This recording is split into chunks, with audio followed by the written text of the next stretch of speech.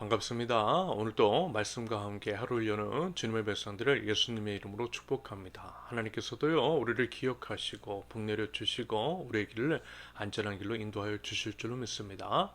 2022년 12월 21일 수요일 오늘 주신 말씀은 요한일서 2장 12절부터 29절까지입니다.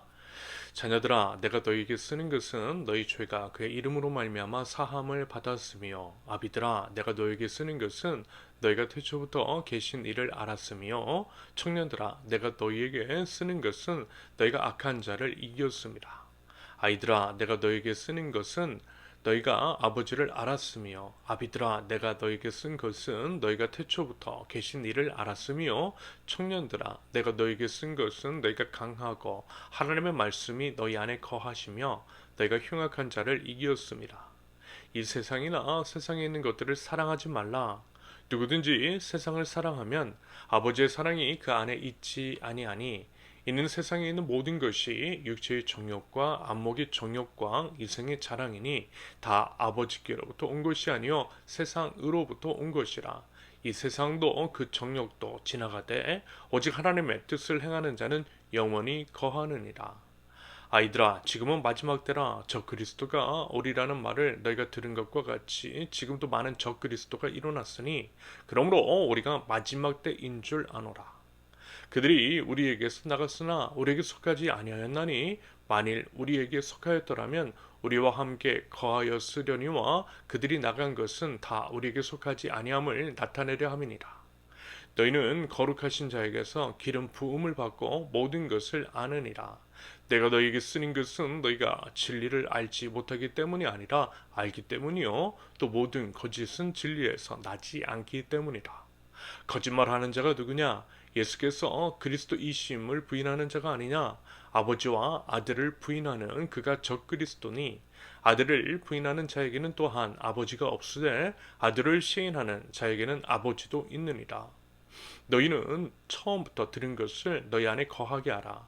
처음부터 들은 것이 너희 안에 거하면 너희가 아들과 아버지 안에 거하리라. 그가 우리에게 약속하신 것은 이것이니 곧 영원한 생명이니라. 너희를 미혹하는 자들에 관하여 내가 이것을 너희에게 썼노라. 너희는 주께 받은 바 기름 부음이 너희 안에 거하나니, 아무도 너희를 가르칠 필요가 없고 오직 그의 기름 부음이 모든 것을 너희에게 가르치며 또 참되고 거짓이 없으니 너희를 가르치신 그대로 주 안에 거하라. 자녀들아, 이제 그 안에 거하라. 이는 주께서 나타내신 바 되면 그가 강림하실 때에 우리로 담대함을 얻어 그 앞에서 부끄럽지 않게 하려 함이라. 너희가 그가 의로우신 줄을 알면 의를 행하는 자마다 그에게서 난 줄을 알리라. 아멘. 우리 신앙의 중심은 예수 그리스도, 오직 예수님밖에 없습니다. 예수님을 더욱 힘써 알고 예수님을 따라 사는 것, 그것이 우리 신앙의 모든 것임을 꼭 기억할 수 있기를 바랍니다. 그리스도로 살고 그리스도로 죽는 우리는 그리스도인입니다. 그런다고 할 때요, 우리는 매일 매 순간 우리의 삶을 점검해 봐야만 할 것입니다. 과연 예수님 중심적인 삶을 살고 있는 것인지, 예수님을 얼마나 알고 있으며 예수님을 살아내기 위한 몸부림이 과연 우리에게 있는지를 들여다볼 필요가 있다라는 겁니다. 여러분, 저절로요, 예수님 생각나고 예수님처럼 살 수는 없는 법입니다. 더더군다나 우리 삶과 우리를 둘러싼 주변 환경을 살펴볼 때에 예수님 없는 것들로 가득하잖아요. 예수님을 거스르는 세속의 가치가 가득한 이 세상 속에 살아가고 있고요. 주변 사람들 중에 예수님을 믿는 사람들 많지 않습니다. 그리고 점점 그 숫자는 줄어가고 있습니다. 이런 상황 속에서 글쎄요, 우리가 의지적으로 그리스도를 의식하지 않고 그리스도인으로 산다라고 하는 것이 가능할까요? 바벨론의 유배를 당했던 다니엘이 하루에 3번씩 정해진 시간과 장소에서 하나님께 기도했던 이유, 여러분, 결국 그 때문이지 않았을까요? 믿음을 지키기 위한 의지적인 선택, 바로 그것입니다. 이러한 결단이 필요하지 않겠느냐라는 거예요. 저 자신도 그렇고 제가 여러분들에게 드리고 싶은 말씀, 매일 알림을 통해 전하고자 하는 것도 바로 그것입니다. 이렇게 이제 말씀을 준비해서 올리는 이유, 그 외에 다른 것들도 궁극적으로는 우리 자신이 그리스도인이라는 것을 상기시켜 드리기 위함인 거죠. 그러면서 우리가 따라야 할 예수님이 어떤 분이시고 예수님이 어떤 삶을 사셨는지를 말씀드리고자 하는 겁니다. 말하자면요, 성경이 그 목적을 위해서 기록된 책이고요. 특별히 사도들이 이 땅에 처음 생긴 교회에 속해 있는 성도들에게 쓴 편지, 서신서들이 그러합니다. 그 목적이 그러하다라는 거예요. 지금 나누고 있는 요한일서도 마찬가지입니다. 그래서 보세요. 계속 반복해서 예수님이 어떤 분이시며 예수님이 어떤 일을 이루셨고 우리 믿는 자들이 해야 할 것과 또 하지 말아야 할 것들에 대해서 상기시켜주고 있는 겁니다. 12절부터 14절까지를 보면요. 자녀들, 아비들, 청년들 이렇게 이제 분리해서 따로따로 이야기를 하고 있는 것처럼 보이지만 결국 이 모든 대상을 모으면 전 세대죠.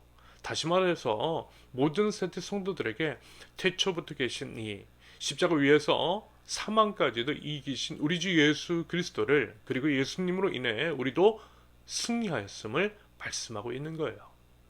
그리고 이 말씀을 통해서 이미 이기신 예수님과 함께 승리한 자로서 우리가 해야 할 것이 과연 무엇인지 즉 이제 17절의 표현처럼 오직 하나님의 뜻을 행하라고 말씀하고 있어요. 그러면서 세상을 사랑해서는 안 되는 것이고 세상의 모든 정욕을 물리쳐 이겨내라고 당부하고 있습니다. 그리고 우리가 따라 행해야 할 말씀, 즉 24절 이하의 표현처럼 하나님의 뜻이라는 것이 완전히 새로운 것이 아니라 처음부터 들은 것, 즉 하나님께서 이미 말씀으로 가르쳐 주신 것들이라는 거죠. 그러면서 그것들은 27절에 오직 그의 기름 부음, 즉 성령께서 가르쳐 주실 것이니 남의 도움 없이 충분히 깨달을 수 있을 것이고 그러니 그것들을 지켜 행하라고 말씀하고 있습니다. 여기서요. 우리가 알아야 할 것이 하나 있어요. 그것은 하나님의 말씀이 사실 그렇게 어려운 것은 아니라는 겁니다. 누구나 쉽게 알아듣고 또 행할 수 있는 것이라는 거예요. 이것이 방금 드린 말씀, 남의 도움 없이 오직 성령님의 도우심으로 지켜 행하는 것이 가능하다라고 하는 의미일 것입니다. 여러분 당연히 그렇지 않겠어요? 모든 사람을 구원하기 원하시는 하나님이시고요. 결코 차별함이 없는 주님이십니다. 그런다고 할 때 어린 아이들도 배움의 기회를 박탈당한 분들도 충분히 깨닫고 지켜 행할 수 있어야 하는 것이 하나님 나라 복음인 것이겠죠. 그러므로 복음은 어렵지 않아요. 어렵거나 복잡할 수 없습니다. 그리고 사랑이라고 말씀드렸잖아요. 결국 사랑이라고요. 하나님은 사랑이시고 복음은 사랑의 구현이며 하나님 나라는 사랑으로 충만한 곳이라고 말씀드렸습니다. 우리가 행해야 할 모든 것 사랑이라는 거예요. 그런다고 할 때 여러분 오히려 때묻지 않은 나이 어린 아이일수록 순수하게 사랑합니다. 사기치고 미워하고 분쟁을 일삼는 것 그런 사람은요 오히려 많이 가진 사람 많이 배우고 똑똑한 사람입니다. 오히려 덜 가지고 덜 배운 사람이 사실 없어도 서로 돕고 사랑하더라는 거예요. 여러분 경험해보지 않았습니까? 그러므로 이런 면을 봐도요 더더욱 우리 주님께서 처음부터 주신 말씀 우리가 하나님 나라 백성으로서 지켜 행해야 할 하나님의 말씀이 어렵지 않더라는 것, 차별 없는 복음이라는 것을 확인하게 되는 것 같아요. 부디 여러분 우리 그리스도인답게 우리 주 예수 그리스도를 따라 삶으로서 하나님 안에 거하고 하나님 나라를 이뤄나갈 줄 아는 저와 여러분들이 이실 수 있기를 바랍니다. 그럴 때 여러분 28절의 표현처럼 담대함으로 부끄럼 없이 우리 주님 다시 오심을 맞이할 수 있게 될 것입니다. 마지막으로 18절부터 23절까지 적 그리스도에 대해서 말씀하고 있는데요. 적 그리스도는 예수께서 그리스도이심을 하나님과 예수님을 부인하는 자라고 명시합니다. 그렇다면 여러분 우리도 적 그리스도일 수 있다라는 것을 여러분들 아세요? 만약에 입술로는 그렇지 않지만 삶으로는 예수님을 부인하고 있다면 우리가 여러분 적 그리스도일 수 있습니다. 실천적 무신론자라고 들어보셨죠? 삶을 보면 예수님을 안 믿는 것처럼 사는 사람들, 예수님을 삶으로 부인하는 사람들, 교회 안에 이런 사람들이 적지 않습니다. 믿지 않는 사람들보다 더한 사람들, 입술로는 예수님을 말하고 교회는 출석하는지 몰라도 삶이 예수님과 무관하다면 오히려 예수님을 욕되게 하고 있다면요, 우리가 바로 적 그리스도일 수 있다라는 겁니다. 입술로는 하나님 나라를 말하면서 결국에는 자기 나라를 구축했고 교회가 어떻게 되든 말든 세상도 하지 않는 온갖 편법으로 한몫 단단히 챙겨서 은퇴한 목사들을 바라보면서 이런 생각 들었어요. 물론 우리 자신도 저 자신도 언제도 그럴 수 있기 때문에 그런 자들을 반면 교사로 삼아서 우리 신앙을 바르게 점검하고 또 세워 나가야만 할 것입니다.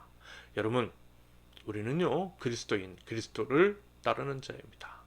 부디 우리를 살리시기 위해서 십자가에서 매달리신 그리스도 안에 거함으로써 그리스도께서 이루신 하나님 나라를 이뤄나갈 줄 아는, 그렇게 이제 마지막 때를 준비하는 제로한 하나님 나라 백성들, 저와 여러분들이 되실 수 있기를 예수님의 이름으로 축원합니다. 함께 기도합니다. 우리를 사랑으로 낳으시고 사랑으로 품으시며 생명다운 사랑으로 구원하신 하나님을 바라봅니다. 그리고 우리 주 예수 그리스도를 따라서 살아가기를 원합니다. 우리 주님 본을 보여주셨던 사랑의 삶을 살게 하시되 삶으로 믿음을 증거하는 참 믿음의 사람 되게 하옵소서. 하나님, 날이 많이 추워졌습니다. 경기는 더 쌀쌀하고 위축되어 있으며 힘겨워하는 이유들이 너무 많이 있습니다. 하나님, 이 나라와 민족 조국 대한민국을 불쌍히 여겨주시고 이미 우리 하나님께서 주신 것들을 서로 나눔으로써 서로를 살리고 서로를 세우는 저희들, 서로 사랑함으로써 이 위기를 함께 극복해 나갈 줄 아는 하나님 나라 백성들 저희 될 수 있도록 하나님 저희를 인도하여 주시옵소서. 하나님, 내년 세우는 교회를 위해서 기도할 때에 하나님의 뜻을 이뤄나갈 수 있는 힘과 지혜와 용기와 믿음과 동력자들 필요한 것들을 하나님 채워 주시옵소서. 예수 그리스도의 이름으로 기도합니다. 아멘. 하나님께서 오늘 주신 말씀과 각자의 기도 제목을 놓고 잠시 기도하겠습니다.